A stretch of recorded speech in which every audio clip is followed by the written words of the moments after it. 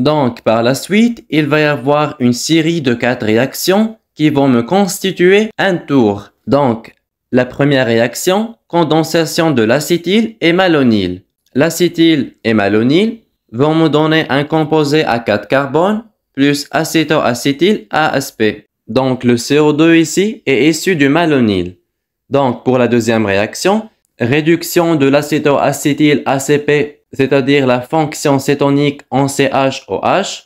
Troisième réaction, déshydratation, sortie d'H2O et production de double liaison.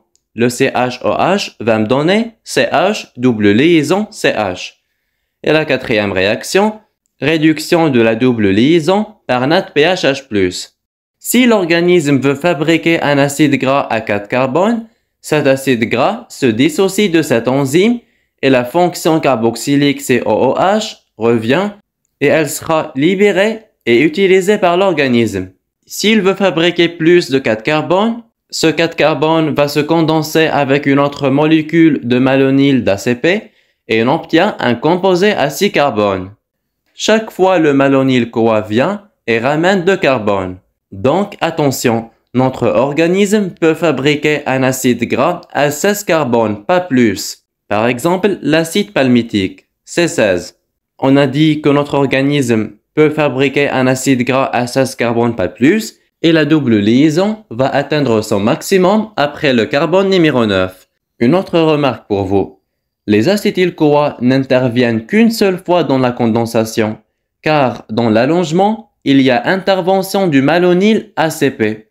Donc, j'ai besoin d'un acétyl-CoA plus 7 malonyl-CoA et le malonyl-CoA vient de la carboxylation de l'acétyl-CoA. Donc, c'est pour ça on avait dit qu'il y a 8 acétyl-CoA. Pour l'équation globale de la fabrication de l'acide palmitique, donc 8 acétyl-CoA plus 7 ATP plus 14 NADPHH+, ça va me donner de l'acide palmitique plus 8 SH-CoA plus 7 ADP plus 7 PI plus 14 NADP+. Donc, N tour, c'est N carbone sur 2 moins 1. N acétyl-CoA, c'est N carbone sur 2.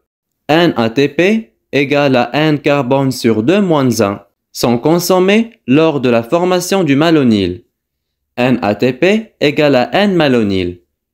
1 NADPHH+ égale à N carbone moins 2. 2 NADPHH+ sont consommés chaque tour. Donc, chaque tour, 2 NADPHH+ sont consommés. Donc, 1 NADPHH+, c'est N carbone moins 2. Un tour, ça va me donner 2 NADPHH+. Donc, 7 tours, ça va me donner 14 NADPHH+. Par exemple, nous avons un acide gras à 8 carbones, un acétyl-CoA égale à 4 acétyl-CoA, c'est-à-dire un acétyl-CoA plus 3 malonyl, pour me donner 4 acétyl-CoA. Pour N ATP, j'ai 3 ATP. Et plus N NADPHH+, c'est 6 NADPHH+. Parce que tout simplement, j'ai 3 tours. C'est pour ça que j'ai 6 NADPHH+. Pour le deuxième exemple, j'ai un acide gras à 14 carbones. Donc, 7 acétyl-CoA, c'est 1 acétyl-CoA plus 6 malonyl. 7 acétyl-CoA, ça va me donner 1 acétyl-CoA plus 6 malonyl. Donc, nous avons 6 ATP, 12 NADPHH+, et 6 tours. Et pour un acide gras à 18 atomes de carbone, c'est combien? Il n'est pas fabriqué par les 4 étapes. Souvenez-vous, je vous ai dit que notre corps ne peut pas fabriquer un acide gras qui dépasse 16 carbones. Donc, pour fabriquer un acide gras à nombre de carbone supérieur à 16, l'organisme va utiliser 2 types d'enzymes, les élangases et les désaturases. Les élangases, elles vont allonger les acides gras. Lors de l'élongation, la double liaison est décalée de 2 carbones. Par exemple, j'ai un acide gras à 16 atomes de carbone, C16 2.0. Pour l'allongement, il va me donner C18 2.0. Et pour les désaturases, elles vont provoquer des doubles liaisons pour former des acides gras insaturés. Exemple, acide gras delta 9, delta 11, delta 12. Par exemple, si j'ai C16 2.0, quand il va subir une désaturation, il va me donner C16 1 delta 9. Et pour C18 2.0, Quand il va subir une désaturation, il va me donner C18 1 delta 9. Ici, je veux l'allonger, donc il va me donner C20 1 delta 11. N'oubliez pas, lors de l'élongation, la double liaison est décalée de 2 carbones. Pour la synthèse des triglycérides, un TG est constitué du glycérol plus 3 acides gras. Le glycérol est issu de la dégradation des TG ou phospholipides, donc existe déjà dans la cellule. Ou bien, il est issu de la dihydroxyacétone phosphate, donc la glycolyse. La dihydroxyacétone phosphate plus NADH+, elle va me donner glycérol plus NAD+. Et pour les 3 acides gras, elles sont issues d'étapes de fabrication ou bien existent déjà à partir d'alimentation. La synthèse des triglycérides a lieu au niveau du réticulum endoplasmique. Pour les réactions, donc, première réaction, formation de l'acide phosphatidique, le glycérol phosphorylé en C3 plus 2-acyle-CoA va me donner de l'acide phosphatidique plus 2-SH-CoA. Deuxième réaction, formation de déglycérides, hydrolyse de phosphate et sa libération sous forme de PI.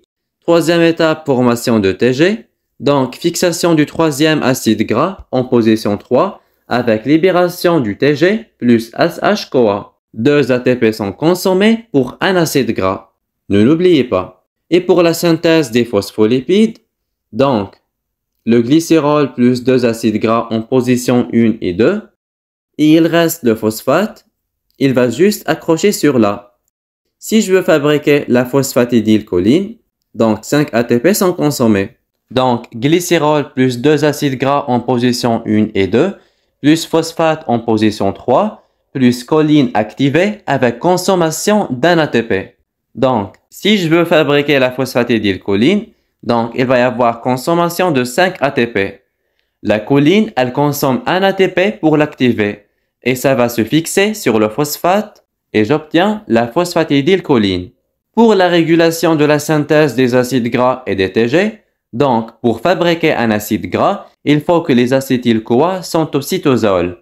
Le malonyl-CoA obtenu par carboxylation de l'acétyl-CoA grâce à l'acétyl-CoA carboxylase.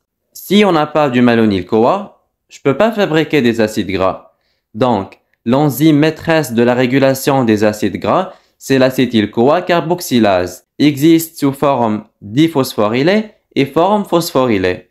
Quand on mange trop de sucre ou trop de gras, le signal est donné par le cerveau et l'insuline est sécrétée. Elle va activer la protéine phosphatase qui déphosphoryle. Elle va déphosphoryler l'acétyl-CoA carboxylase et la lipogénèse se met en route. Donc, si l'organisme a besoin d'énergie, donc il a besoin des acides gras pour les couper et libérer les acétyl-CoA pour libérer de l'énergie.